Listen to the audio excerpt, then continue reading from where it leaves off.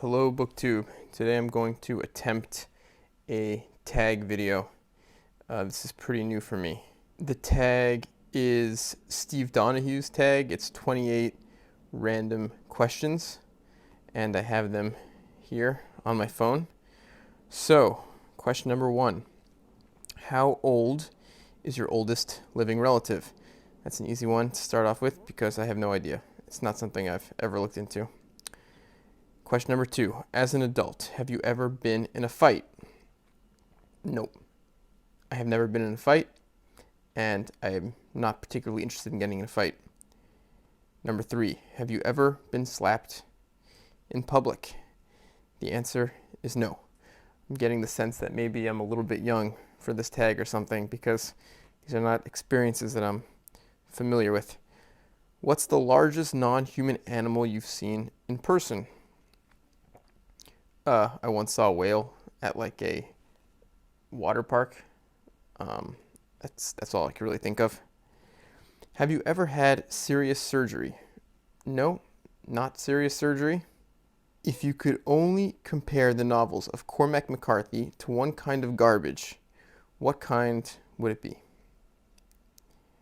So of course, the implication is that Steve Donahue is not a fan of Cormac McCarthy, but personally, Cormac McCarthy is definitely one of my favorite writers of all time, and I have a really deep emotional kind of connection with some of his books. For me, The Road is the most perfect, sublime encapsulation of the anxiety of parenthood. I cried so hard at the end of that book. And it's a book that I think about all the time. When I've had sadness in my life, when I've had losses, when I've been mourning the loss of a friend, there are some Cormac McCarthy quotes that I've come back to time and time again, that I think about time and time again, and they sustain me in a way. And I'll read 2 of those now. Both these quotes are from his book Sutri. Quote, "What deity in the realms of dementia, what rabid god decocted out of the smoking lobes of hydrophobia, could have devised a keeping place for souls so poor as is this flesh, this mocky, worm-bent tabernacle." End quote. When I think about the human condition, when I think about my experience and the experience of getting old, or the experience of a person's body starting to fail them, that image, that language of this mocky, worm-bent tabernacle, the sense of the nauseating in the human condition is so powerful to me. And one more quote, which is, again, one of these Cormac McCarthy quotes, of which there are really many that just reverberate in my head and have colored my experience in this world, the way I move through this world. Quote, "How surely are the dead beyond death. Death is what the living carry with them, a state of dread, like some uncanny foretaste of a bitter memory. But the dead do not remember, and nothingness is not a curse, far from it." End quote. Who'd be your dream casting for Superman? I can't answer this question because I don't know anything about actors, or I know very little about movies. I certainly don't know anything about superhero movies. I've barely seen any.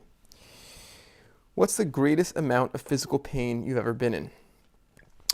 So I've had a lot of teeth stuff, dental stuff. When I was younger, I had like a very impacted canine, like the bottom part of my mouth that was like slowly pulled. That was very painful. But the most painful was when I got my front 2 teeth knocked out in a college wrestling match. I wrestled in college.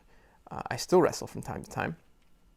In college, I got my front 2 teeth knocked out, and I was driven to a dentist at night, a relative actually, who was able to give me root canals. I got 2 root canals in the middle of the night, basically, and I was not responding to Novocaine. So basically, the getting the teeth knocked out wasn't painful. I didn't really care about that. But the experience of trying to get a root canal while not responding to Novocaine is, yeah, scarring pain. Really, like, indistinguishable from someone shoving a blunt object into the roof of your mouth. That's how painful it was, and I remember it vividly.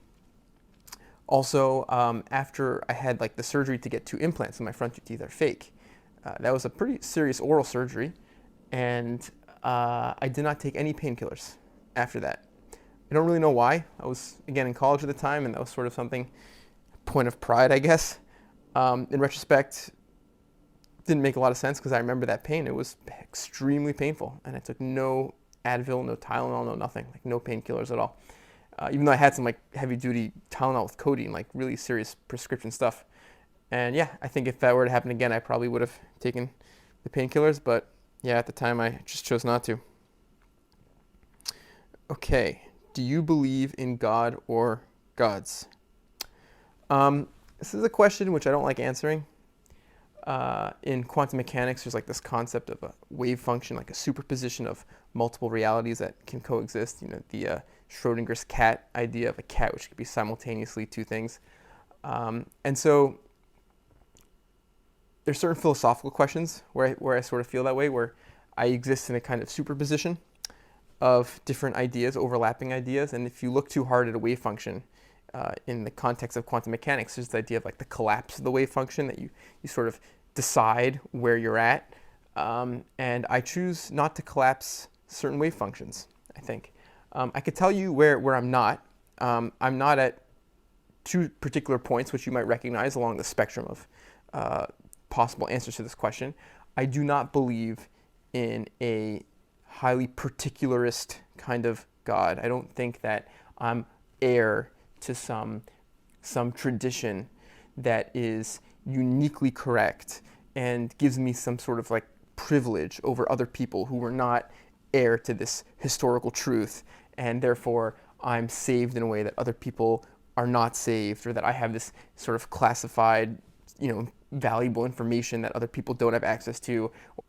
So those are ideas that I don't accept. I'm very much grounded in a certain amount of universalism and humanism, the dignity of all human beings and the value of all human beings. On the other end of the spectrum, I don't accept a kind of objectivist, positivist, purely determinist, materialistic view of the universe. I'm haunted. I struggle. I grapple with certain questions that to me are insoluble mysteries. For example, the question of why does something exist and not nothing? I don't think that there's a good answer to that question, and I think that's an important question. The question of what is consciousness?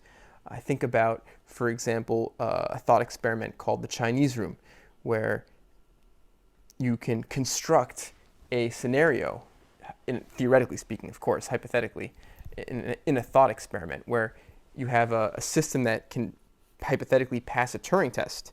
And philosophically, we're inclined to believe that any entity that passes a Turing test should be attributed consciousness. But it would seem in this thought experiment of the Chinese room that there's no sense in which this entity is conscious. So the example of the Chinese room, the thought experiment goes that you have a person locked in a room and you're passing text, you're passing words to this person. And the text is all in Chinese, it's Chinese characters. And the person in the room does not speak Chinese, but he sees the text, he sees the characters. And then he is instructed through a series of manuals. You imagine like infinite volumes, or not infinite, but massive volumes of instructions that might take huge amounts of time to follow, but to manipulate symbols and to transform in a mathematical, visual kind of way between one set of characters to another set of characters. And he's doing this all mechanically with like pen and paper. and he eventually returns out of the room a response. And it's also in Chinese. And because of the complexity and the depth of these instructions for manipulating characters, hypothetically, in this thought experiment, we imagine that this room and this person are passing the Turing test, that the communication that comes in and out is indistinguishable from the communications you might have with a real human being. But in no sense, to me at least, does it make sense to say that this person or this person room is in some sense conscious. There's no consciousness there. Another thought experiment that comes up, I hear all the time, is what would happen if we simulated the state and the topology and the interaction of every neuron in a person's brain in a computer. And this is not such an outlandish thought experiment. I mean, obviously we're far from being able to do that, but at the same time, I mean, the computing power of a brain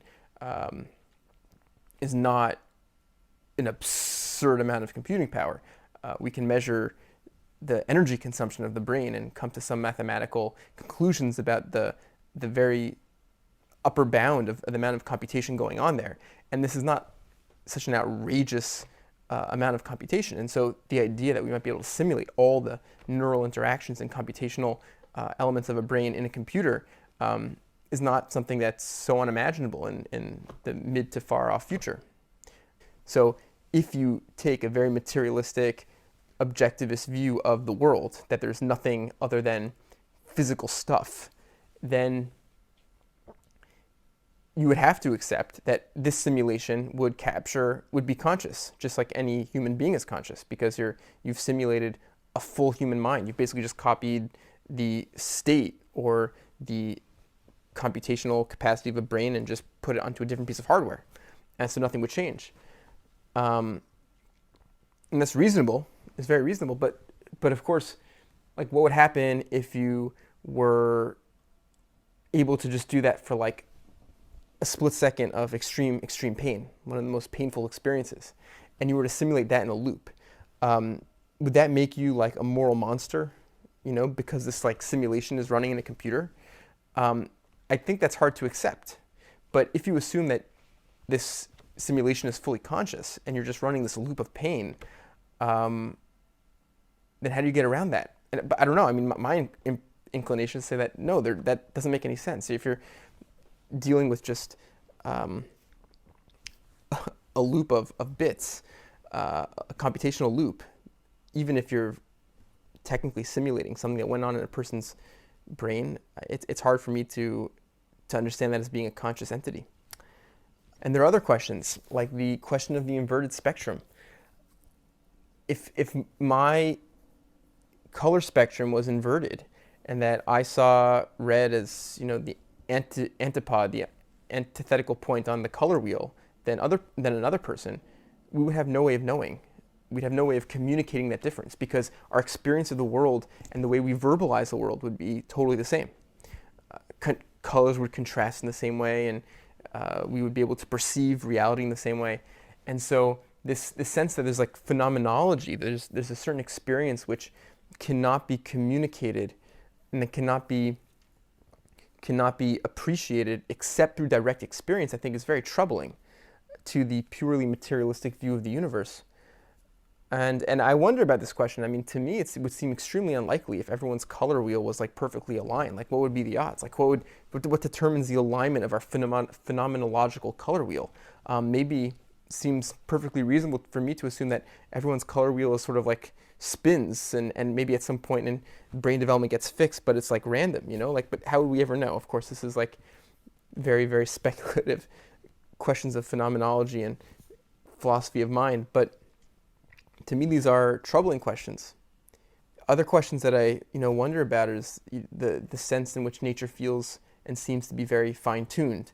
The sense that we live in a world with 3 dimensions, 3 spatial dimensions, and not more, not less, and the speed of light being what it is, and Planck's constant being what it is, and the malleability of space-time being what it is. And the fact that these constants seem to be very particular to what's necessary for creating structure, for creating complexity. And if these constants were different, gravity behaved differently, complexity couldn't exist. And this, of course, gets to one of my favorite paradoxes, which I think about a lot, which is the Sleeping Beauty paradox. And so we imagine that we have this patient in an experiment that we're running, and this patient is Sleeping Beauty. And we tell Sleeping Beauty that we are going to flip a coin, and we're going to get either heads or tails based on this coin flip. And we're going to perform a slightly different experiment on you depending on whether it's a heads or a tails. If we flip a head on the coin, then we're going to wake you up from a sleep on Monday. And we're going to ask you, Sleeping Beauty, what do you think the odds are that the coin turned up heads? And that's the end of the experiment. But if we flip it tails, we're going to put you to sleep as before, like we always do. And then we are going to wake you up on Monday. And we are going to ask you, what are the odds you think that we flipped the heads or tails? And then after that, we are going to put you back to sleep. And we are going to wake you up again on Tuesday and ask you, what do you think are the odds that we flipped the heads or tails? But when we put you back to sleep, you forget that you were ever woken up. And so phenomenologically speaking, experientially speaking, your experience on Tuesday is indistinguishable from your experience on Monday.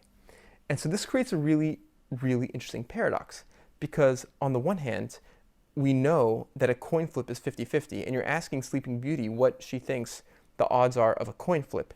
And it's hard to deviate from the assumption that that's intrinsically a 50-50 proposition. But at the same time, in a phenomenological sense, it's not 50-50. Because if you were to run this experiment many times, if she were to bet 50-50 on the coin toss, she would lose money.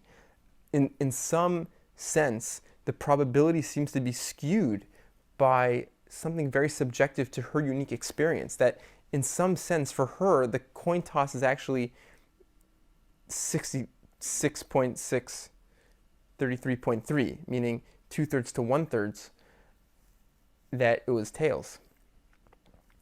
And this is a thought experiment which has been written about and thought about extensively, but it speaks to this anthropic principle, the sense that our perception of probability seems very heavily skewed by the fact that given the vast majority of outcomes, we would never exist to reflect on this question of probability in the first place. And what do we do with that?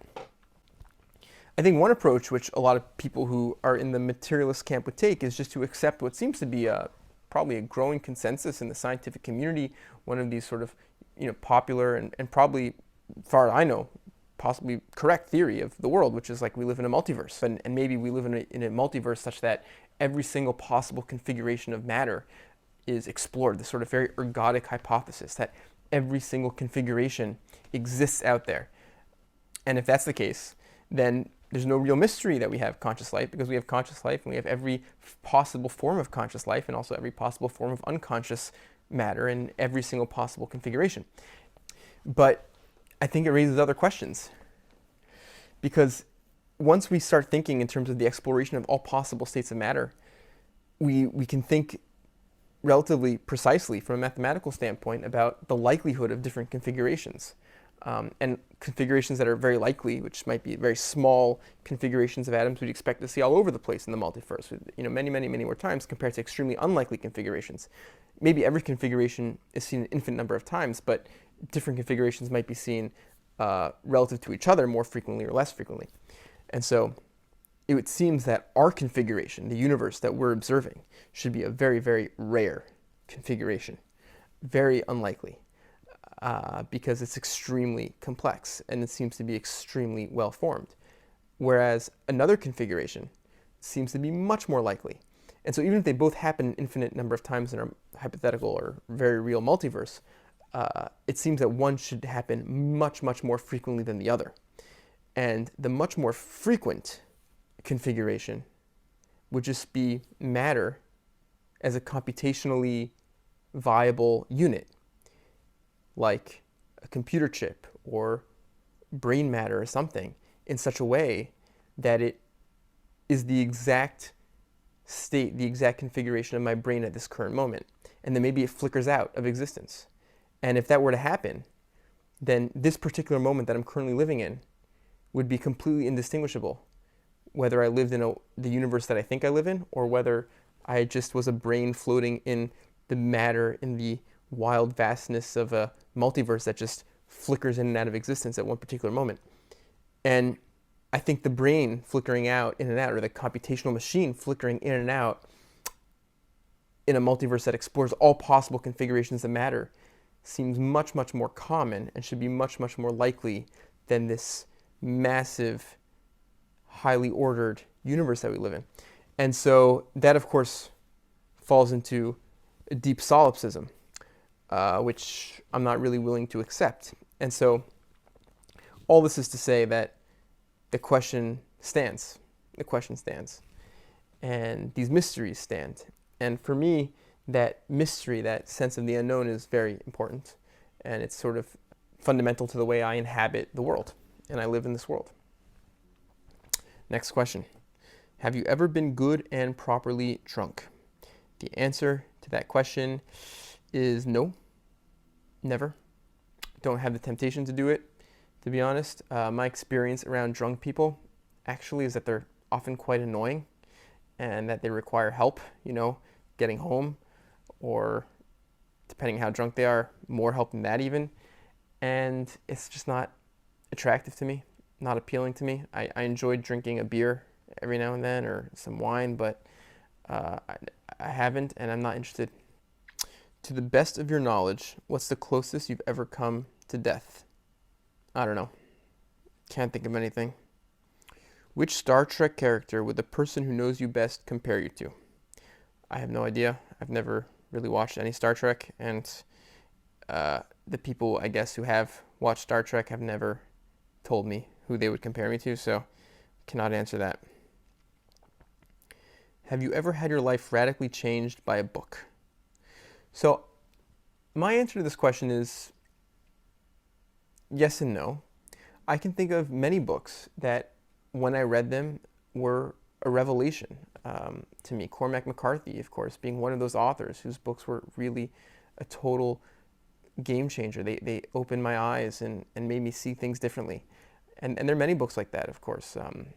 Just to name a few, Moby Dick and Paradise Lost and some of Samuel Beckett's books. Just these are things that language can do that I never realized language can do. And these are ways of thinking that I've never really tried on before. And yeah, those are things that have changed me in a profound way, and I take them with me. And so I try to be very intentional about what I read. I don't read that much, but I reread a lot because of the way in which I want to recover certain experiences and certain ideas that I don't want to let go of. And so yeah, to me, I could sort of trace back through the years many books that have really impacted my life. Is there a universally beloved classic you simply don't like? I cannot think of anything. What is your dream profession? I'm a computer programmer, and I love it. It's my dream profession. I get to build stuff. It's amazing. Is there an entire genre of reading you're bugged you haven't fully explored? I don't know. The classics, maybe. Not really. I'm not such a big reader, so I can't answer that. When you people watch, what's the main thing you notice? I don't people watch, but insofar as I do people watch, in the sense that I see people on the street and I notice people, I mean, everyone does that, of course. I try to think upon people compassionately. I think that if you run the numbers, many people, a huge percentage of people, are dealing with terrible stuff, financially, emotionally, health-wise, emotional pain, loss of a loved one, having a loved one who's suffering, or a loved one with disabilities. And I just try to think, I don't know this person's life, but there's a good chance it's really hard, and I guess that makes me grateful for the things that are going well in my life. And I guess, it's just the world we live in. It's a hard world for everyone. Barring the unforeseeable, what's the most likely way you'll die? I don't know. Heart attack, I guess. Heart failure. Cancer. I'm not sure. Have you visited any of the world, ancient or modern? I am not a big traveler. It's not something that I really enjoy, to be honest. Maybe that will change. I sort of hope that will change. I think traveling is really important. But That's the truth. So the answer is no. Haven't traveled the world, and I guess I hope to at some point. But what I hope to is I hope to want to, because right now I just don't really have the temptation. What are your main superpowers? I'm very athletic, actually. I'm a decent chess player. I enjoy the game of chess. And I'm proud of the fact that I'm a competent software developer. I'm good at my job. Have you ever met any famous people?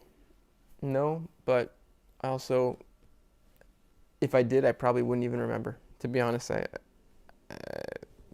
can't think of anything, and there's no famous person that I'm really interested in meeting. Have you ever slept outdoors?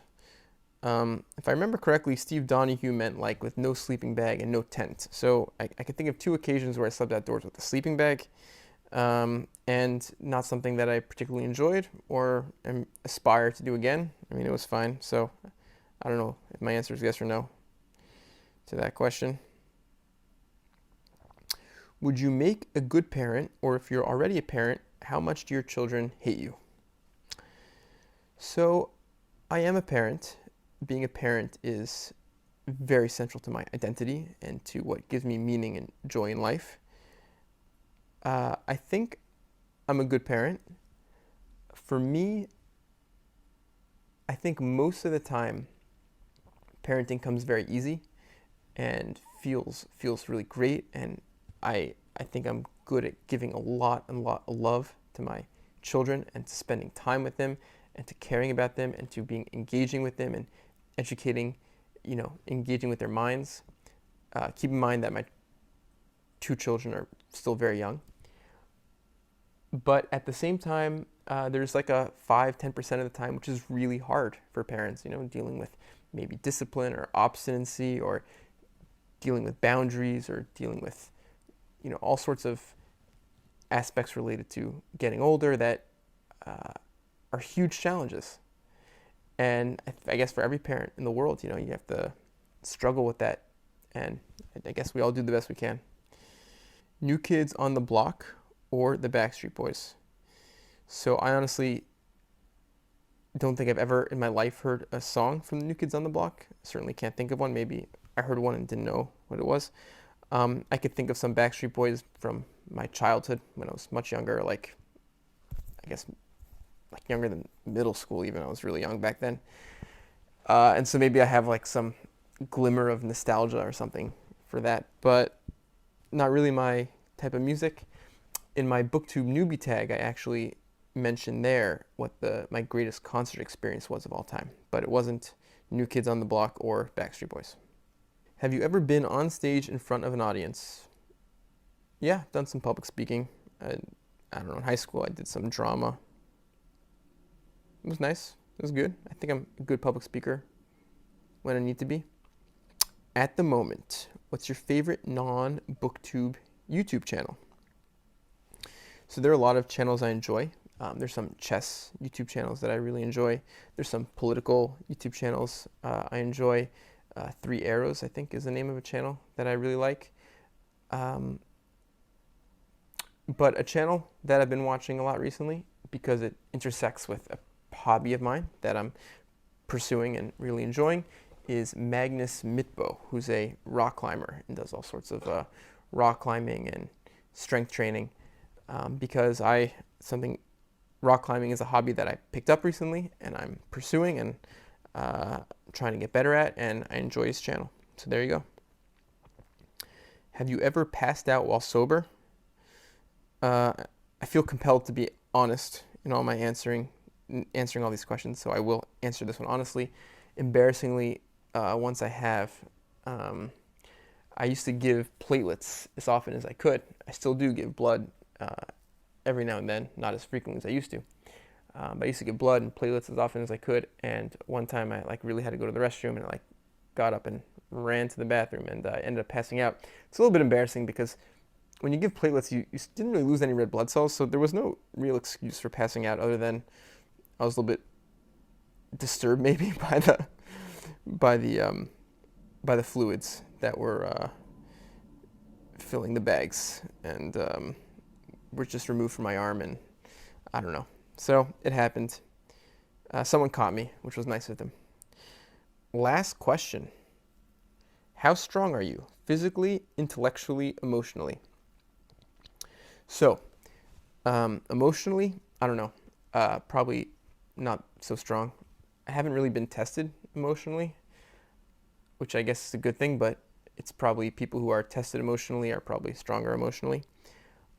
Intellectually, I guess I have reason to believe that I have some intellectual strengths, which is great. Nothing wrong with that.